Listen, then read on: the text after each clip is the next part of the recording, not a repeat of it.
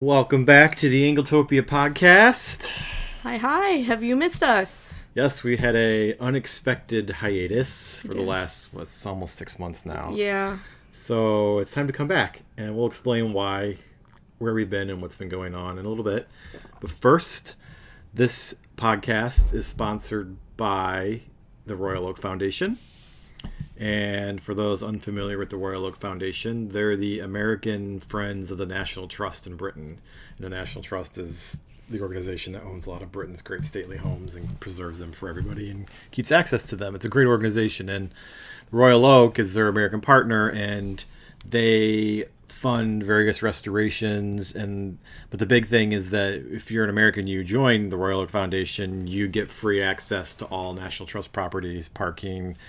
And then the Royal Oak also has lectures around the U.S. in the fall and the spring, and they bring great British authors over who do great lecture tours. And they're just overall, if you're an Anglophile, it's a great organization to be a member of. Well, and the funds go directly towards or to the National Trust to keep great British properties open to tourists and for, to preserve that great, unique Britishness, that is so wonderful to experience. And every year they usually have an appeal for a specific thing. I think last year they had an appeal to keep the Churchill artifacts at Chartwell, his home. I think this year it's the Blickling Library that they're going to restore. It's a great organization, and Anglotopia followers can join with a discount if you, we'll put a link in the show notes, but if you go to their join website and put in the coupon code ANGLO2019, you can get a 10% discount on your membership. And we've saved a ton of money just by joining. When you join here, you get a card that says Royal Oak, and you get into National Trust properties for free. And you just show them the card, and So, sorry, that's the dog in the background.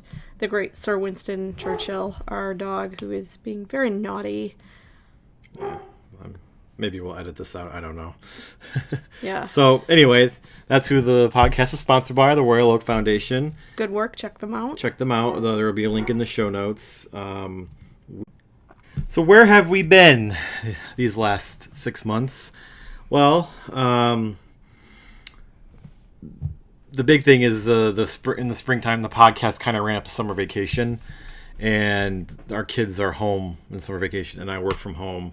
And Jackie works full-time outside of the house at another job, so there was never a good time to record the podcast because the kids were always here, and she was always working, and I'm always working. So there's just never been the conditions have never been perfect to record the podcast. So, but we got to the point where we're like, it's been too long since we've done one that we just need to record the podcast even with the kids here and just edit them out if we have to, because we really got to record these podcasts. Not only that, late summer I had some health issues, and she had major surgery which put her out of commission for almost 2 months. Yep. But I was caring for her. The mend, and so, but we're back. Woohoo, we're back. Yeah, we're back, and then I had some health issues last month. Yeah. Oh my gosh, we're a hot mess over here. Yeah. Not really. We're So, and the big thing though is that, and I'm going to talk more about this on Anglotopia next month, is I have been working part-time for another company based in Ireland, freelancing, and that's kind of been taking up half of my work time. And so I've kind of been fitting Anglotopia in when I can, and there's just been no time for a podcast. But we've got some bigger things coming down the pipeline, but we just want to assure everybody that Anglotopia is here to stay, no matter where our attentions pull us. It's our first child, so.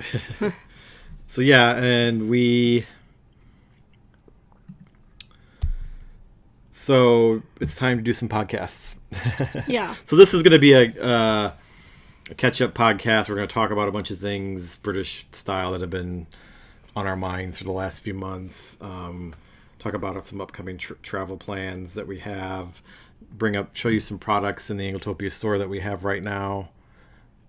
Do we want to talk about what we saw on TV yesterday at all?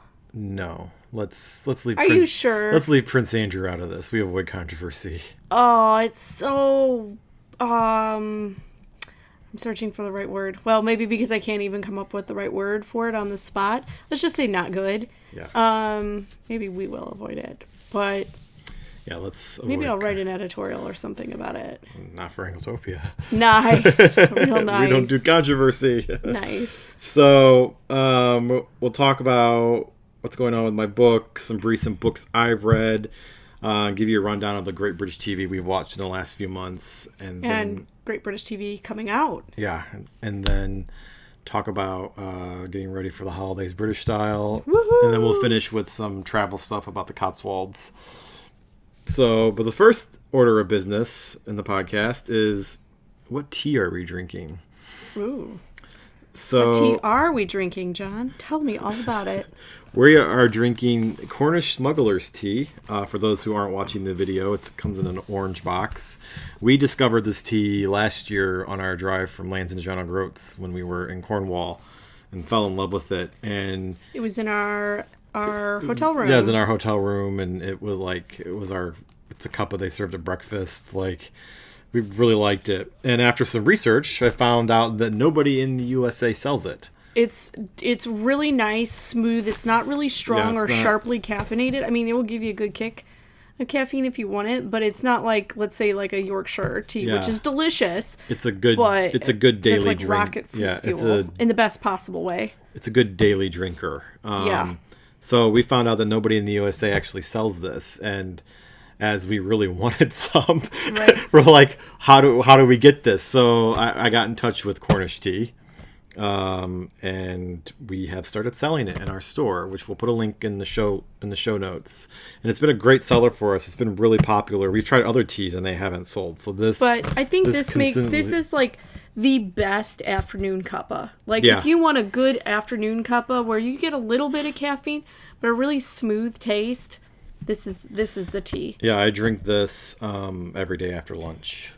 So, so we have plenty in stock for Christmas. We sell it in these boxes that come with 80 tea bags.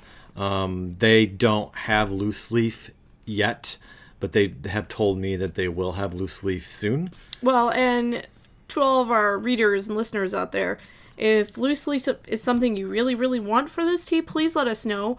We've done loose leaf before, and everybody said that they really wanted it, and then nobody bought it. Yeah. So if you want this in loose leaf, please let us know. Yes. But we at this point we probably won't have it till after the new year because they haven't told me that they have it ready. Oh man, this would make the perfect pot of tea for like after Christmas lunch when you like pull out dessert, because it's soft in the best way and smooth, and so check this out. We'll have a link in the show notes. It's $17.99 a box. Oh yeah. So it's not that expensive, and 80 tea bags that'll get you through a couple months. Yeah, for sure.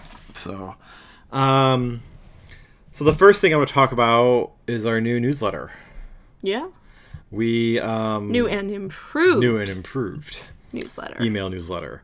So for the last 10 years we've been on MailChimp, and to be honest, MailChimp is very expensive. It's a good product. It's a great product, but it's very expensive, and as Anglotopia has been struggling this year, we've been trying to cut costs where we can, and this is one of our biggest monthly costs. I think we spend $5,000 a year on email sending. Because we want to reach out and touch our fans, communicate with our fans. Yes. So it's a very expensive thing. So I have been investigating alternatives, and it also falls in the purview of the freelance work I've been doing is digital marketing. So I found a new platform for our email newsletter that's much more affordable. And we rolled out a new design a few weeks ago for both the Anglotopia newsletter and the Londontopia newsletters. And I'm very happy with the results, and we've had good feedback from everybody. But if you were a subscriber to our newsletter and you all of a sudden stopped getting it, double check your spam folder or your promotions tab in Gmail, because it's changed, it might have ended up somewhere else where it's not supposed to be. So you can always reach out to us too. Yeah, and you can always email me directly, and I can help troubleshoot where it is. So So that's the big Anglotopia news, the new newsletter. Then I guess, do we want to talk about Ireland now? Yeah, big exciting news. Drum Yeah. roll. So I'm not going to name the company I've been doing work for just because I haven't warned them about this. So I need to talk to them first. But the company I've been freelancing for, they are bringing me over in December to come to the office and meet everybody In Ireland. In Ireland. Yeah, the company's based in Ireland, in Carlow, Ireland. And they are bringing me over to, do a head office visit and meet everybody and get some work done. It's a business trip. I should be clear that we're not paying for it. No, we're not financing this. They're not financing this. Anglotopia has nothing to do with this. But Jackie is coming with because we were able to get you a ticket for $100 using our miles. True story. So she's going to come with and just tag along, and she's going to entertain herself while I'm at work. Well, I have family from Ireland. Yeah, So my people come from Italy and they come from Ireland. And it was really cool. I was able to do some genealogy. And I found the Catholic parish where my great-grandparents were married, which is incredible. So I'm definitely going to go see that. And then the village of Aglish, Aglish, Aglish? Probably Ailish. Ailish, maybe. I apologize if I'm destroying the pronunciation, but that's where my family comes from. So I will definitely be visiting. I think that's super duper cool to be able to go and see where my people come from. Yeah, so neither of us have ever been to Ireland. We've focused all of our travel resources on going to England as much as possible. So it's never been a place. Well, the main British island. Yeah, it's just never been a place we've been able to go to. Right. So while this is a business trip and I'm going to be working 90% of the time I'm there, we will have a couple days on the weekends when we can explore and get a sense of the country and explore around, and hopefully, have some fun experiences.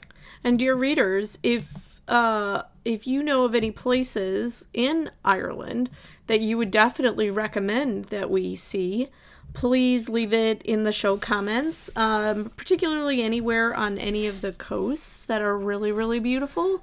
That's totally my jam. We're going to be in Carlow, which is southeast, sort of south central east. Yeah. It's north of Dublin. It's like right here. To the people who are watching, it's south of Dublin. Oh, it's south of Dublin? Yes. Oh, right. It's an hour south of Dublin. Yeah, sorry, my bad. So that's where I'm gonna be, where the head office is, and then so any recommendations on things to do in that area? We know nothing about Ireland. Well, foods to try. Yeah. Definitely want to have a true Irish Guinness because I've heard they're so much better there. Yeah. So that feeds into my next question, or our next topic is, when are we going to England again? There was that explosion again. Yeah. Somebody is blowing things up in our rural Indiana town. Welcome to Indiana. So, not really. I don't want to throw shade on we don't know where we're going to Britain again. We desperately want to. Yeah, I want to go every day. But the state Anglotopia is in currently, we can't travel. Well, we're doing better than we were at this time last year. We're doing much better, but it's a year of repair and recuperation, and we can't spend money on travel, and unfortunately, and Anglotopia needs to support us as a family more than us gallivanting around the British Isles. Well, no, let's walk that back a little bit, because I would not use the word gallivanting. There has never been. I love the gallivant. Well, there has never been a time where we have went to England and we've not either been taking pictures, doing interviews, taking meetings, like we have a scheduled this or that tour for something amazing that's been arranged. Like, we never go over and just relax. I mean, we just don't do it. So I think that, yes, you could say, like, some gallivanting, but when I think of the word gallivant, I think, like, la la la la la, like, we're tourists, but we're tourists with a purpose, if that makes sense. So I definitely want to point that out. Yeah, so we're not traveling at all this year, which in 2019. In 2019, we've talked about. As for 2020, remains to be seen. The exciting thing about me working with this company in Ireland is that Ireland is a 30 to 40 minute flight from Great Britain. So if I go back there again to the head office, then we'll have more opportunities to visit Britain than we do now. So that's definitely something that could happen in 2020. We'll just have to wait and see. We'll just have to wait and see. As far as anything concrete, there's nothing concrete in our agenda for 2020. So I'd wanted to do Hadrian's Wall next year, but I didn't meet my goals this past summer to kind of do that. So we'll just have to wait and see how many miles I walk this winter, I guess. But there's no event we have planned. But not a day goes by where I don't think about how we can get back. So as soon as an opportunity presents itself, we will take it. An opportunity presents itself and financially the picture looks right. Yeah, that we can afford, that the business can afford. So agreed. Speaking of business, we wanted to highlight some products in the Anglotopia store that we need to shift. Christmas is coming.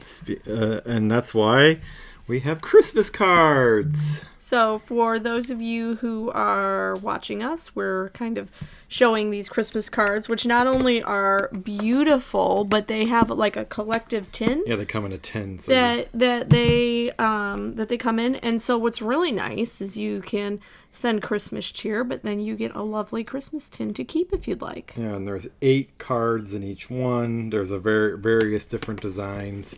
We will put the link in the show notes, obviously. Oh, I've dropped a thing of Christmas cards. So, but not to put too fine a point on it, we overbought those. Yeah. And we overestimated their popularity, so we have a lot of them. So buy some Christmas cards. So we've discounted them by 50%. Like, red alert, hot deal. Yeah, they're $9.99 a 10. So they're very cool. If you want Christmas cards and you're going to send Christmas cards, which you would need to do soon because it's middle of November now. Yeah, it's time. So buy some Christmas cards, please. Well, buy some Christmas cards and you get a great tin for yourself. Yeah. Another thing I want to point out is the brand new Great British Film and TV map from Marvelous Maps in the UK. I love these. These make amazing stocking stuffers. Yeah. Not just for an Anglophile, but for a movie buff. Like, there's a lot of great British movies that have become cult classics, and it shows all of the locations.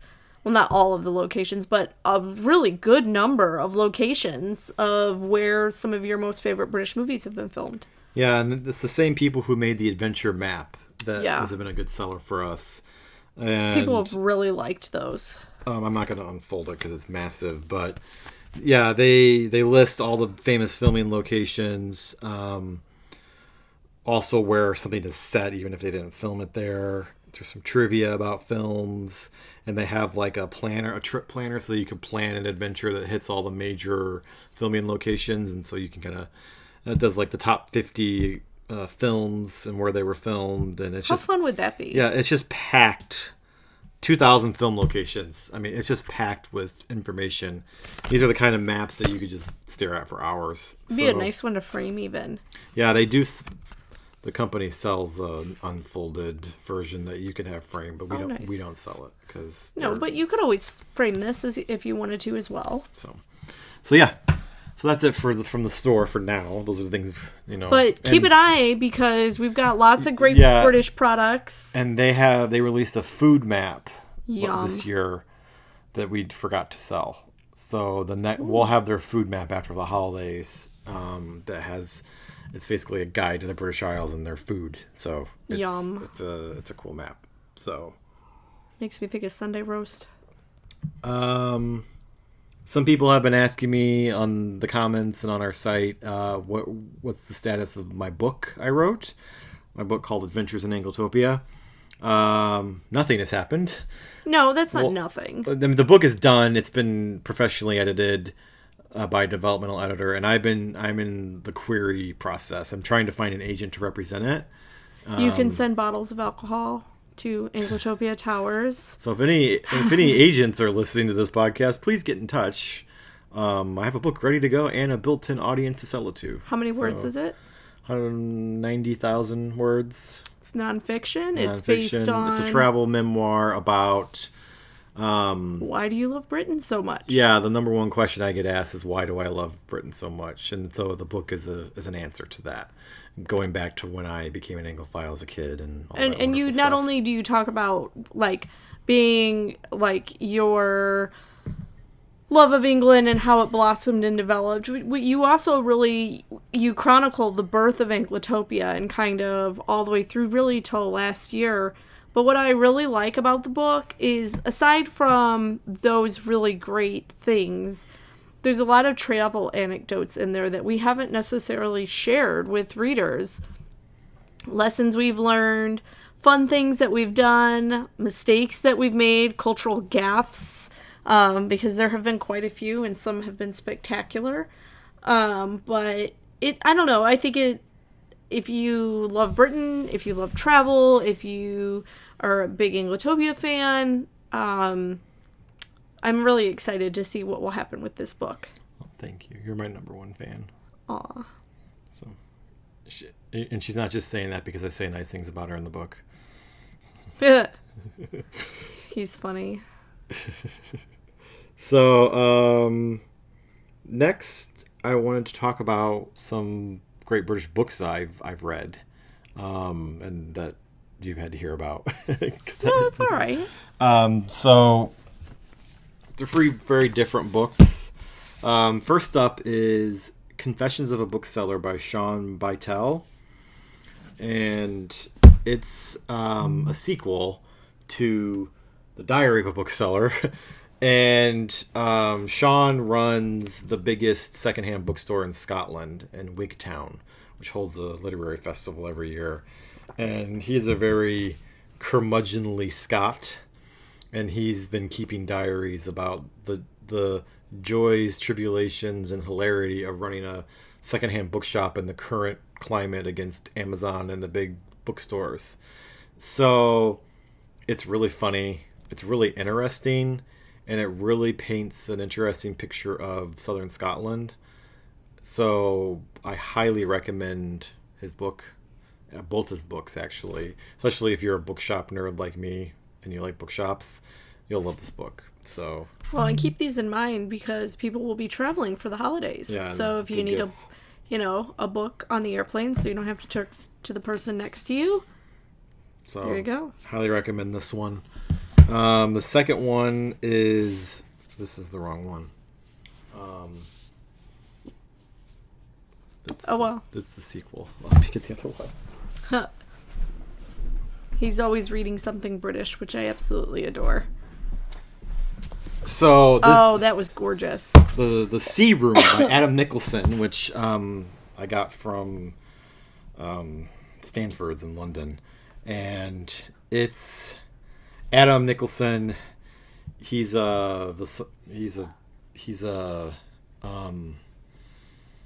author. He's a posh author whose father had literary connections to the Sackville West family and all that. And so his father owns 3 Scottish islands, the Shant Islands.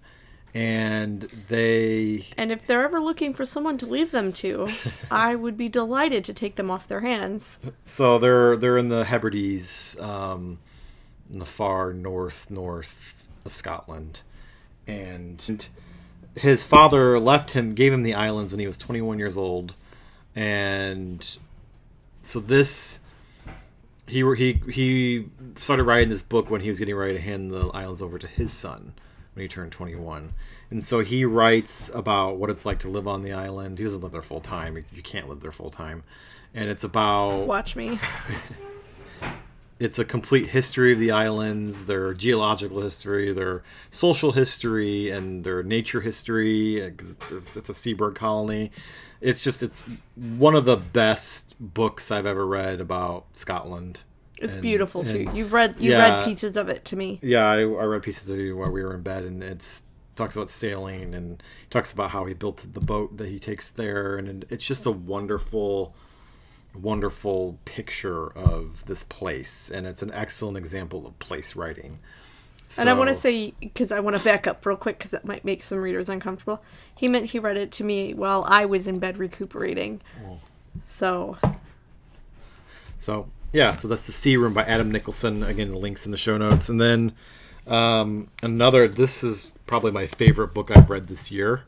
So the third book I want to talk about is The Salt Path by Rainer Wynn.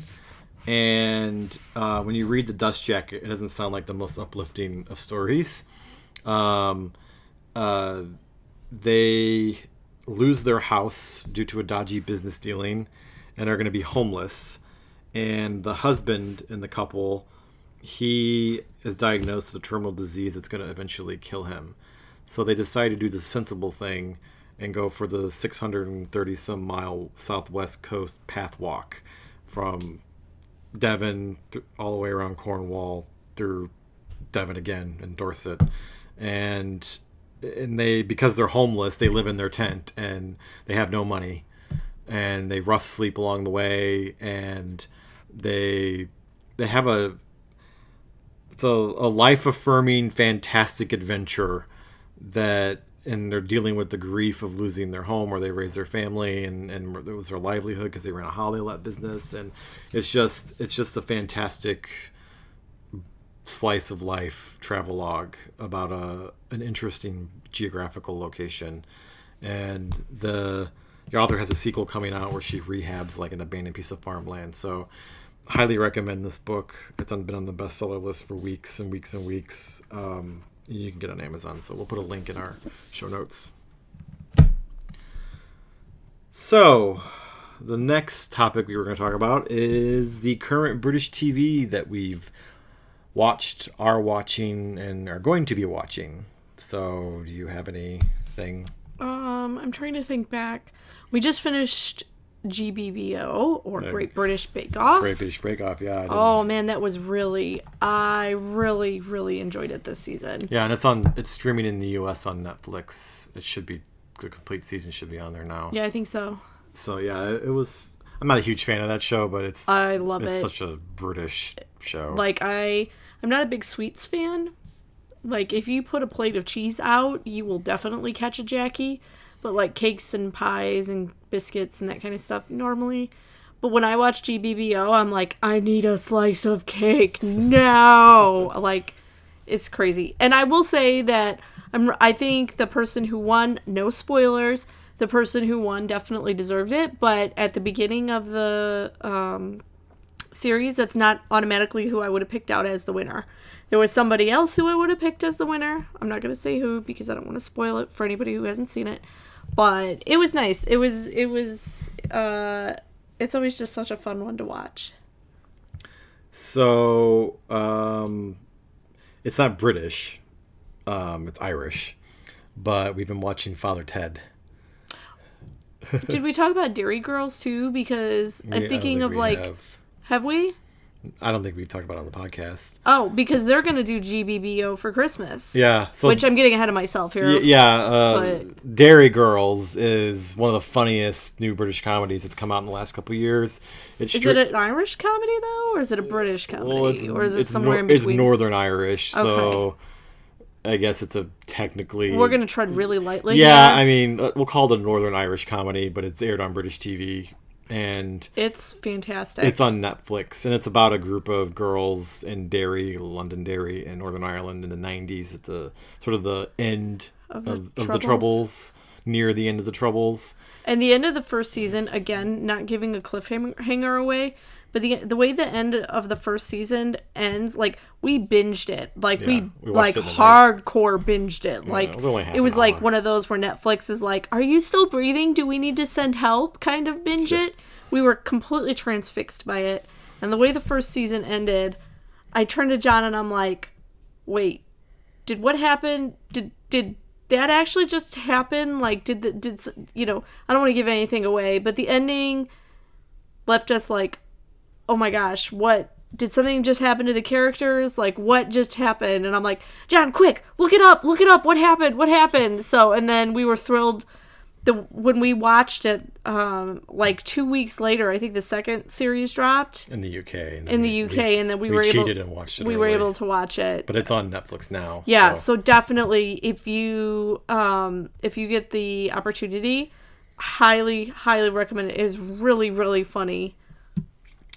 And it's some good 90s nostalgia, no matter where you are. There are some very 90s things going on. Yeah, and we like this trend of 90s nostalgia in our popular entertainment because we grew up in the 90s. So, yep. When I asked my Irish coworkers what shows should I watch before we come to Ireland in December, they said watch Father Ted.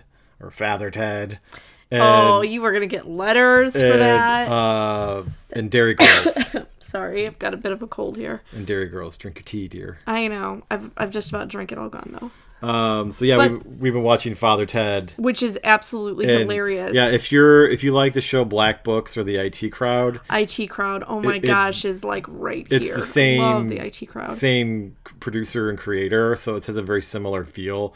Like there's the straight guy, there's the idiot, and then there's like the wild card guy. Yeah, and it's really funny. It's comedic genius. It's very dated. Yeah, but it's okay. It's very 90s, but the jokes are timeless.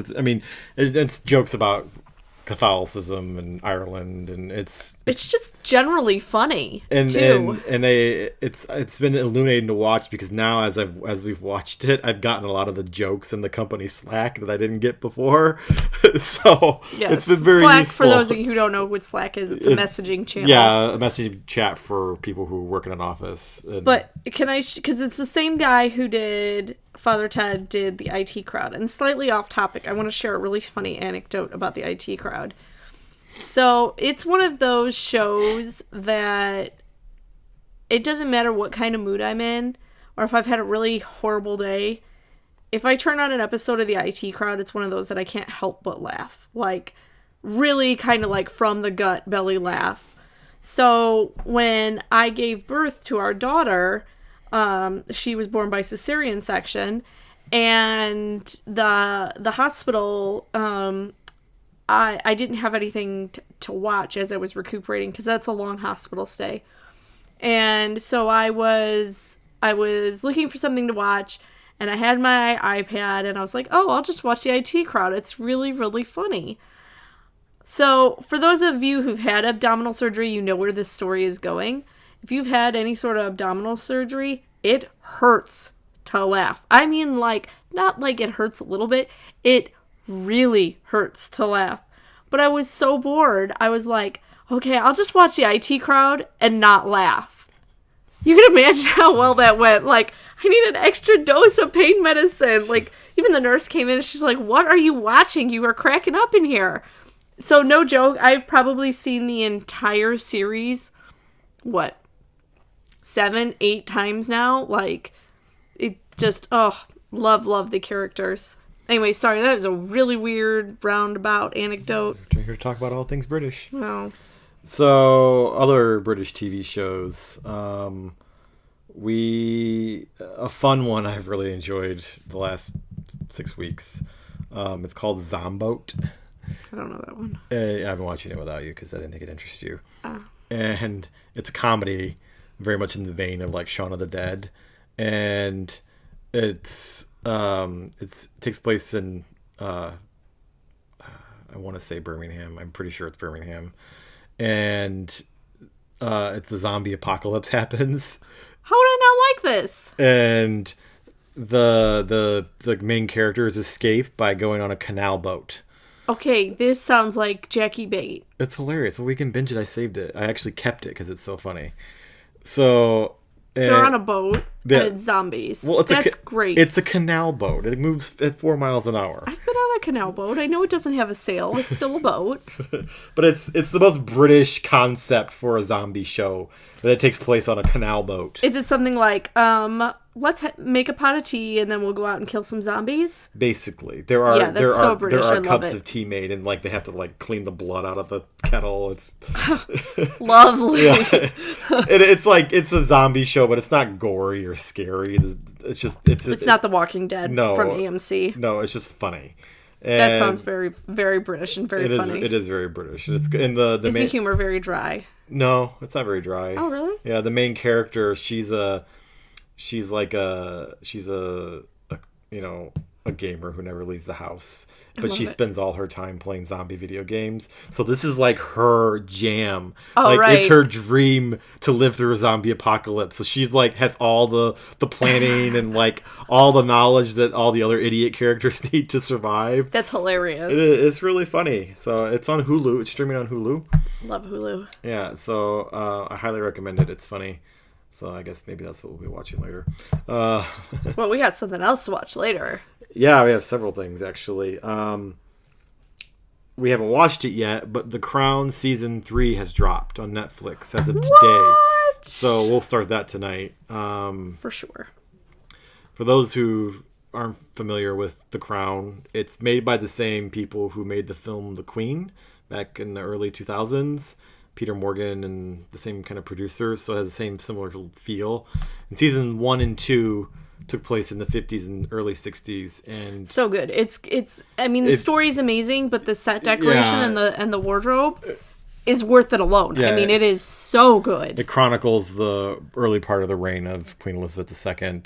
Claire Foy as the Queen and Matt Smith as the They're Duke of amazing. Edinburgh. They're incredible. Well, one of the problems though they have with the show is that the characters would age out of the actors. So with season 3, there's a time jump and they've recast everybody.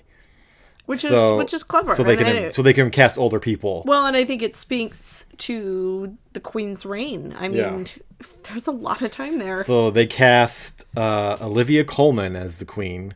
Which she's amazing in everything. Yeah, she's amazing in everything. That's perfect casting. Like, she's going to be great. Can I say where I first saw Olivia Colman? Oh, in Peep Show. In Peep Show. How far she has come. Like, so good. So Yeah. every time I see her, even in the most amazing roles, like, she just won an Oscar for, what was it where she played? The Favourite. The Favorite, yeah. She was incredible in that, but all I could think to myself when I saw her, It's Sophie. it's Sophie! So, sorry to Olivia Colman. Well, I have an Olivia Colman anecdote. To this day, I swear I saw her in the tube station at Old Street. Like, I could swear it was her. Like, short hair and everything. Maybe. I'm convinced it was her.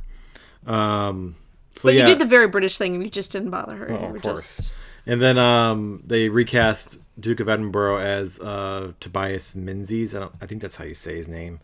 Who was an Outlander, and he's like in everything. And then Who's he in Outlander? he's the evil British soldier. Oh, that's going to be hard to watch. Well, he's a good Some actor. things are scarred on my memory forever. He's a good actor. He is a great actor. If you really hate a character, then the actor or actress has done the role well. We hate his character so much we haven't watched beyond season 1 of Outlander. This is true. No, it's season 2. We started season 2, we never finished it. Yeah, and that's where we stopped. It Because just and that's just not I can't. not entertaining. I can't. No. Spoiler. That's a spoiler.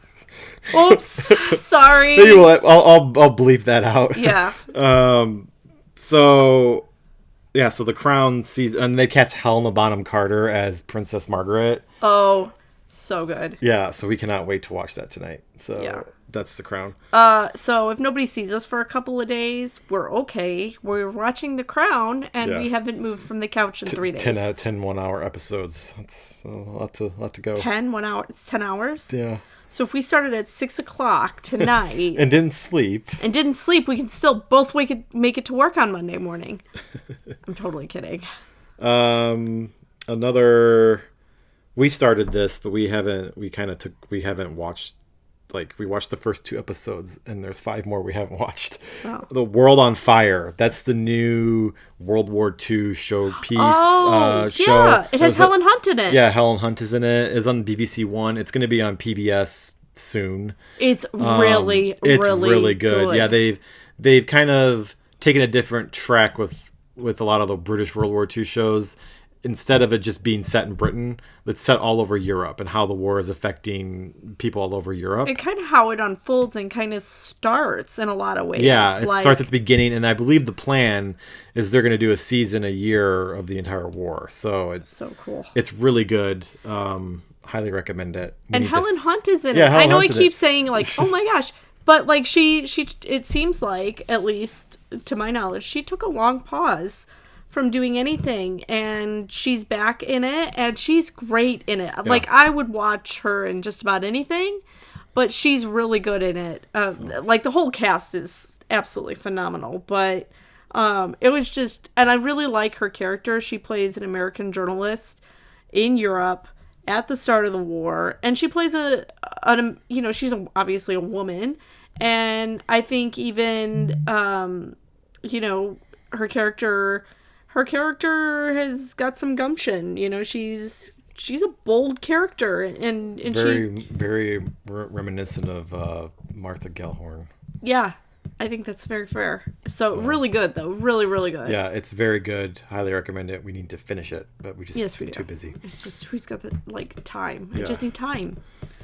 So you haven't been watching this, but I have, and it's so good. His Dark Materials has started on HBO and BBC in the UK, and that's like the big budget drama this fall on the BBC and on HBO, and it's so good. Based on the books by Philip Pullman. I mean, the books are great, but the show is very faithful to the books, very high production values. It looks great. Acting is superb. They cast it perfectly. Everybody who's been cast in their roles was perfectly cast so far, and I cannot wait to watch episode 3. I mean, it's just so good.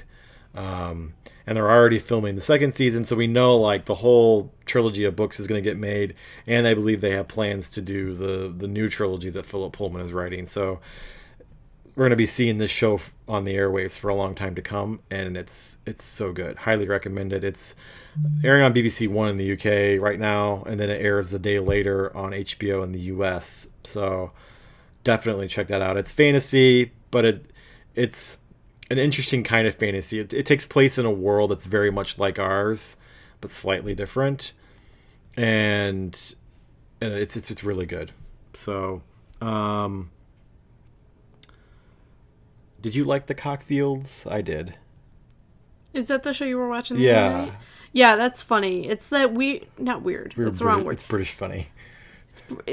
There are some shows that love to kind of so the difference between Americans and Britishness.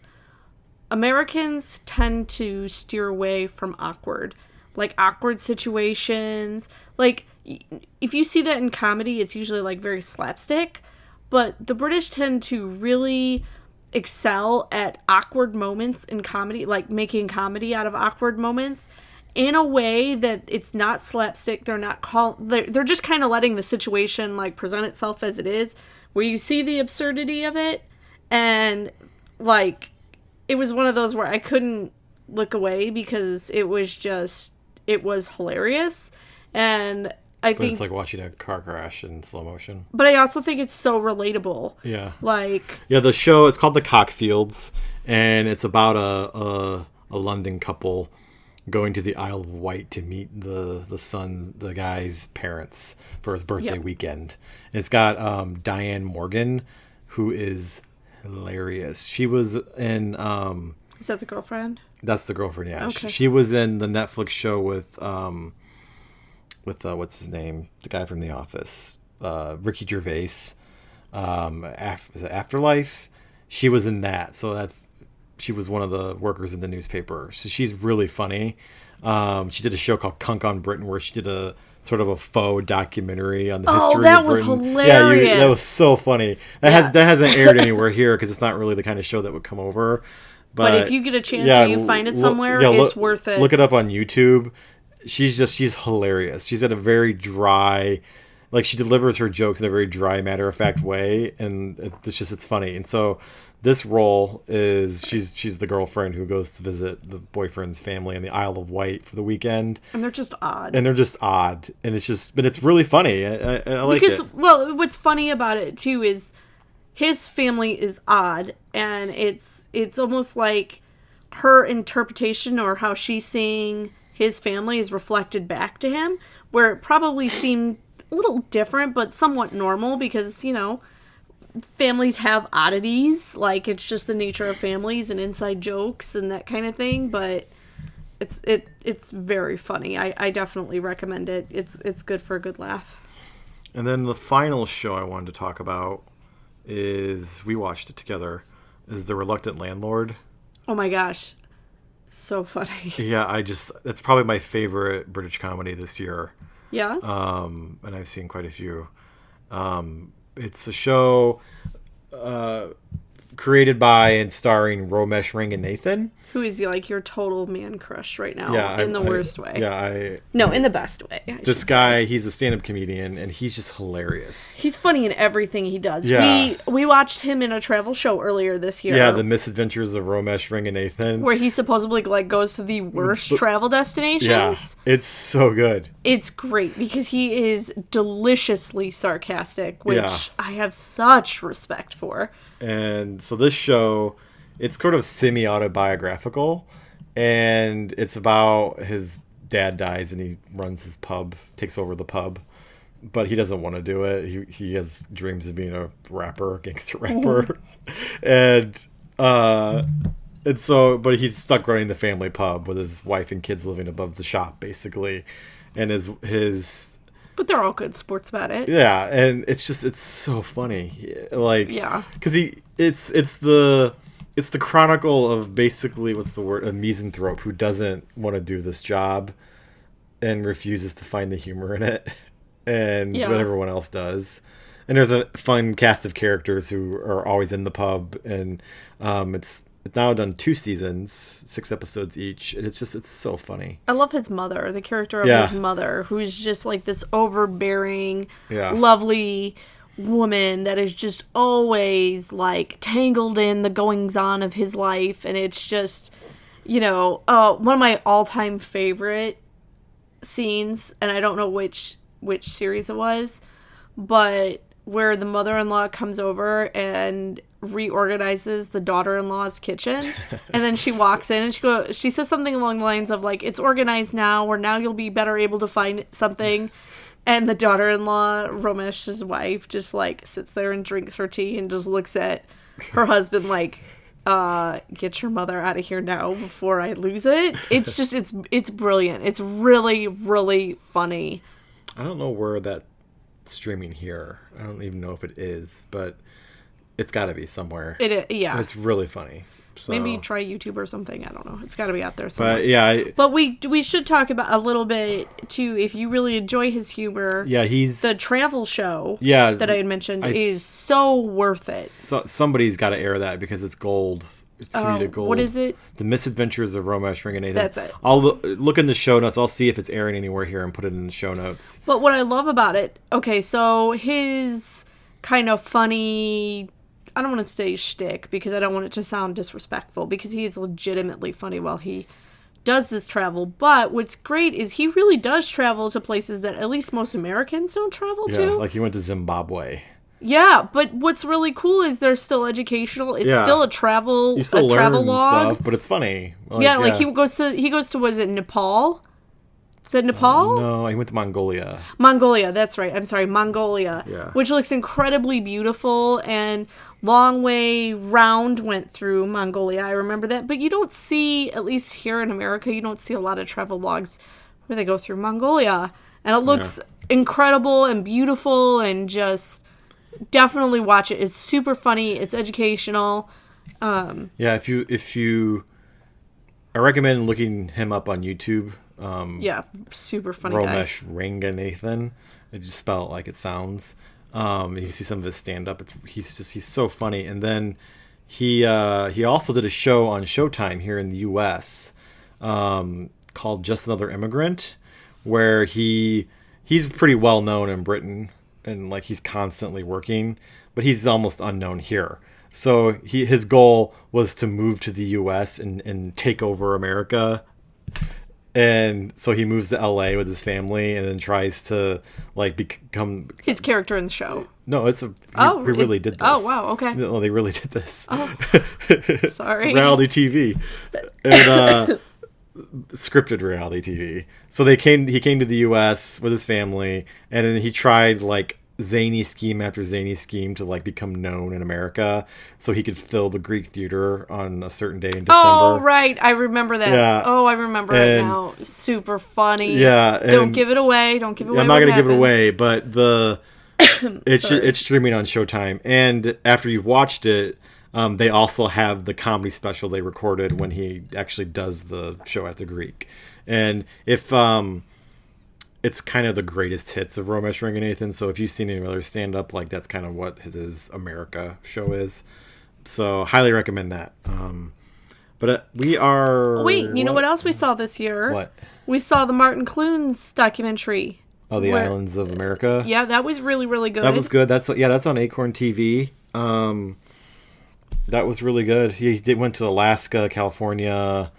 Didn't he do Louisiana? Oh, no. He did Louisiana. He did the Eastern Coast as well. And we saw Billy Connolly did another one where we haven't finished that.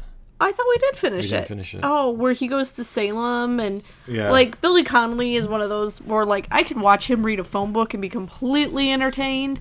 Like he is just so wonderful and friendly and warm, and I love that.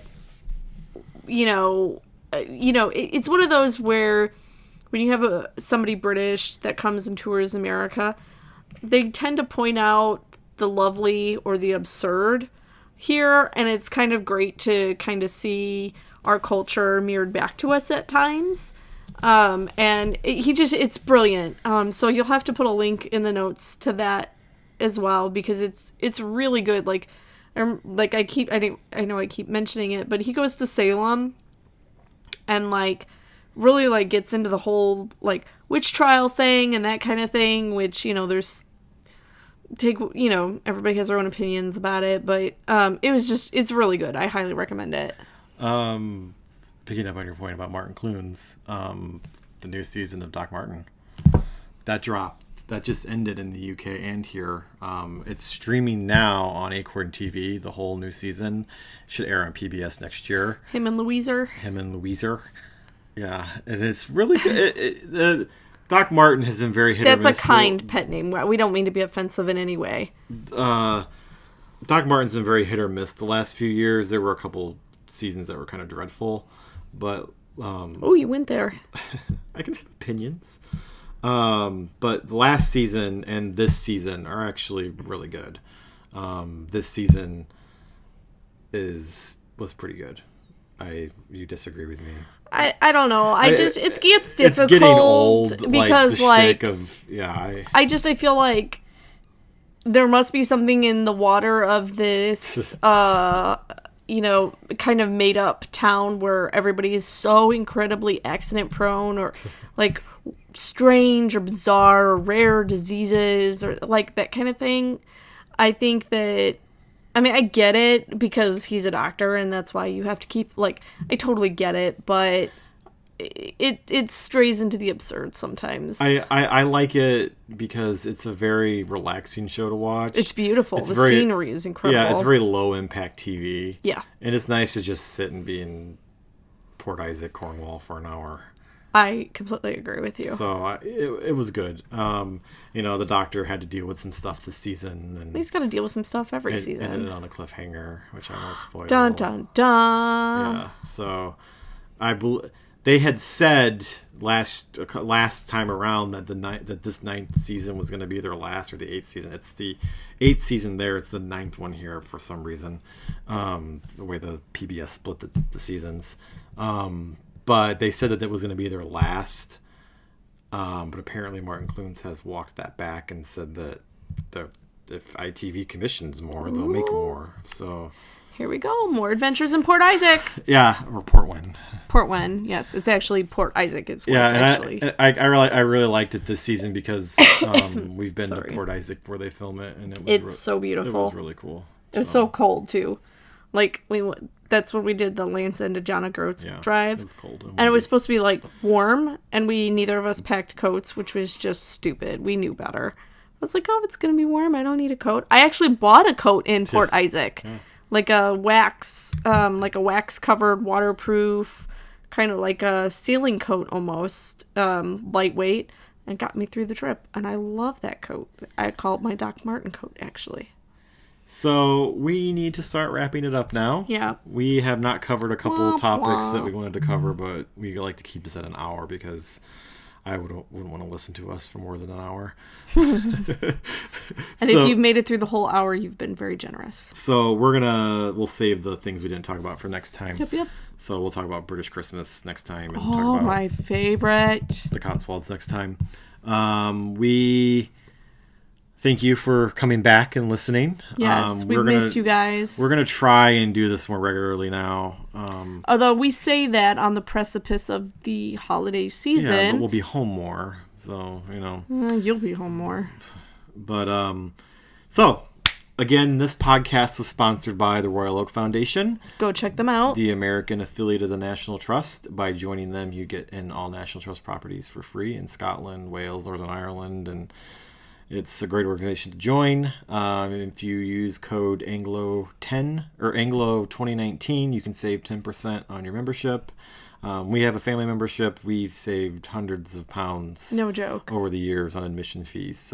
And even if you never travel, it's really preserving such the money goes to British landmarks. Yeah, it goes to preserve British heritage, which is a worthy cause. Absolutely. So thank you for listening, and that'll be it from us.